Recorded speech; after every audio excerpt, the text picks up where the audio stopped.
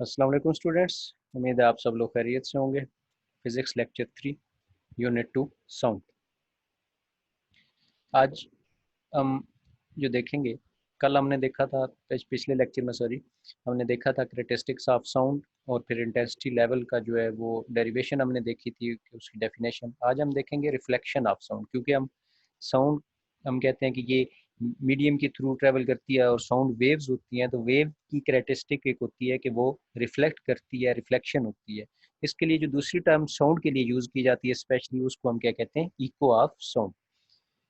जब साउंड एक सरफेस के ऊपर, एक मीडियम से दूसरे मीडियम की सरफेस के ऊपर ट्रेवल की, जैसे एयर से जाती है सॉलिड के अंदर। अब सॉलिड जो क्योंकि हार्ड होता है, तो सॉलिड के अंदर जो इंटर होती है, तो वहां से साउंड क्या करती है, बाउंस बैक करती है, वापस एयर वाले मीडियम में वापस आती है।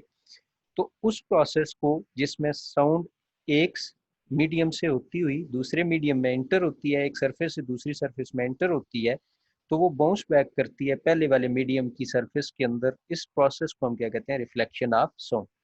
जैसे आप खाली कमरे के अंदर जो है जब बोलें, जहाँ पे चीज़ें बहुत कम पड़ी हुई हैं, तो आपको जब वो जो ही बोलते हैं, तो आपको अपनी आवाज़ थोड़ी देर बाद सुनाई देती है, आपकी आवाज़ गूंजती है, जैसे आपकी आवाज़ रिपीट हो रही है। इसी तरह आप पहाड़ों के अंदर जाएं या बहुत बड़ी बिल्डिंग के सामने खड़े होकर आवाज़ लगाएं, तो आपको अपनी आवाज़ थोड़ी देर बाद, जैसे आप बोलते हो, तो ऐसे ही आपको अपनी आवाज़ जो है वो बैक सुनाई देती है, लेकिन थोड़े टाइम के बाद।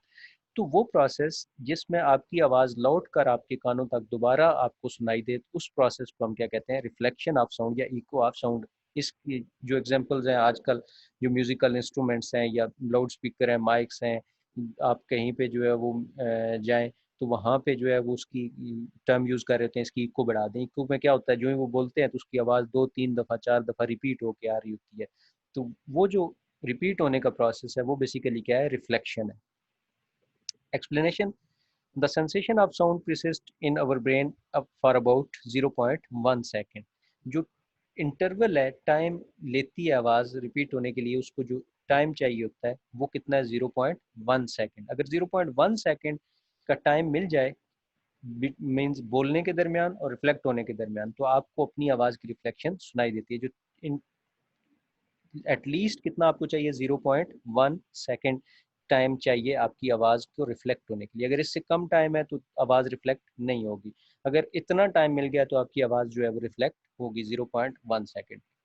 State the speed of sound in different medium. Different medium के अंदर स्पीड ऑफ साउंड क्या होती है। जैसे डिफरेंट मीडियम आपके पास, जैसे एयर है, एयर के अंदर नॉर्मल साउंड जो है वो ट्रेवल करती है, उसकी जो स्पीड होती है 21 डिग्री से सेल्सियस पे, वो होती है 343, या रूम टेम्परेचर आप कह सकते हो, रूम टेम्परेचर के ऊपर 343 मीटर पर सेकंड आवाज़ की स्पीड होती है। लेकिन अब डिफरेंट मीडियम के साथ, जैसे अब एयर पार्टिकल हैं, तो उसकी करेक्टरिस्टिक आपने नाइन्थ में पढ़ी कि एयर जो है या गैसेज हैं, उनके पार्टिकल के दरमियान डिस्टेंस बहुत ज़्यादा होता है, फोर्स ऑफ अट्रैक्शन वीक होती हैं।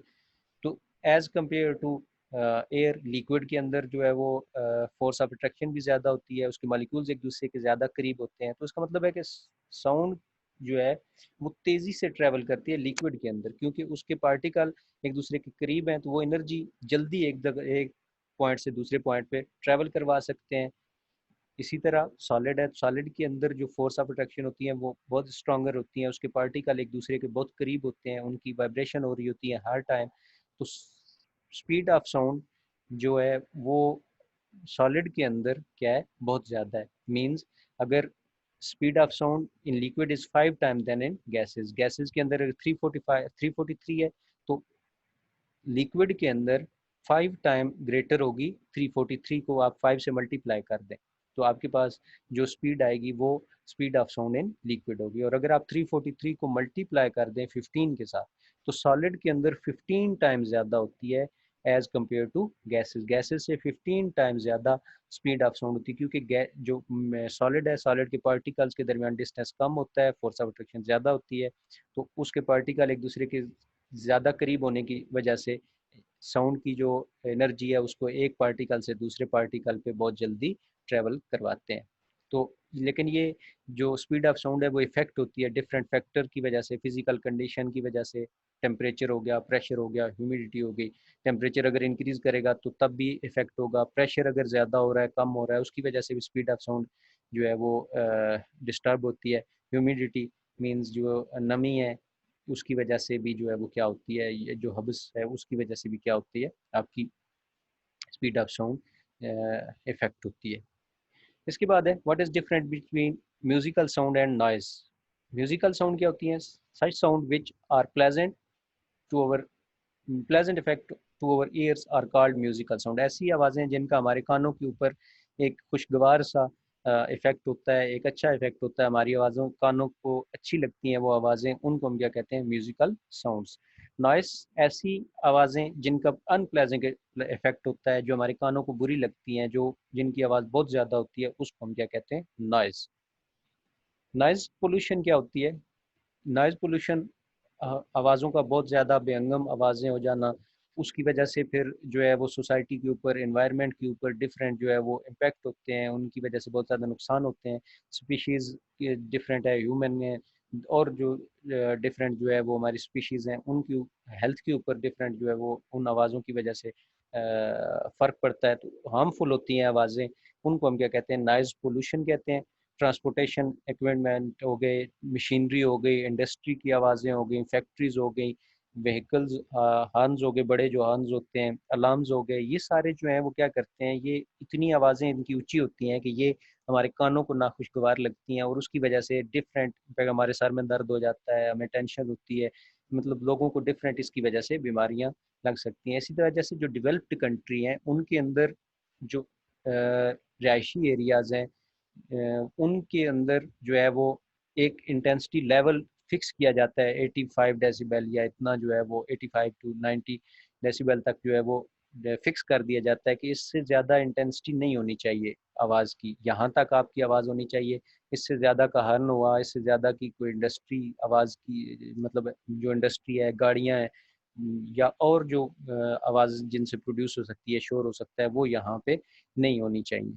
तो उनके लिए फिर इंडस्ट्रियल एरियाज़ अलग लगाए जाते हैं, बड़े हॉर्न्स यूज़ नहीं किए जाते, मतलब डिफरेंट जो है वो प्रिकॉशंस ली जाती हैं ताकि जो है वो लोगों की हेल्थ उससे इफेक्ट ना हो। इसके नेगेटिव इफेक्ट होते हैं ह्यूमन हेल्थ के ऊपर। इसकी वजह से हेयर लॉस, मन सुनने की जो आपकी कैपेसिटी है, ये सुनने की जो आपकी हिस्सा है वो कमज़ोर हो सकती है। स्लीपिंग डिस्टर्बेंस, अगर कुछ हो रहा है तो उसकी डिस्टर्बेंस हो सकती है, एग्रेशन हो सकता है, हाइपरटेंशन हो सकती है, हाई स्ट्रेस लेवल हो सकता है। ये डिफरेंट बीमारियां नॉइज़ पोल्यूशन की वजह से होती हैं। इसके बाद है इम्पोर्टेंस ऑफ अकूस्टिक।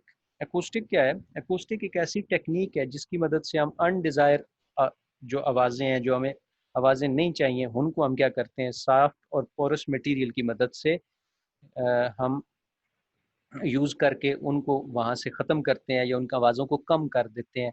तो उस टेक्निक या मेथड जिसकी मदद से हम अनडिज़ायरेबल साउंड्स को पोरस मटेरियल की मदद से, सॉफ्ट सॉफ्ट मटेरियल की मदद से ख़त्म करते हैं, उनको कम करते हैं, उसको हम क्या कहते हैं, अकूस्टिक प्रोटेक्शन।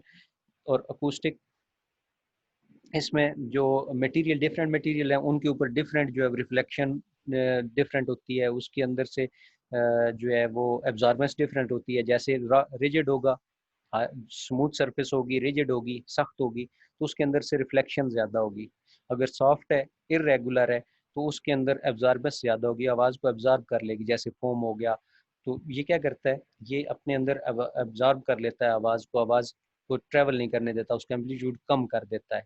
इसी तरह हार्ड होंगी, हार्ड वॉल्स होती हैं, उनकी मदद से क्या होती है, रिफ्लेक्शन ज़्यादा होती है।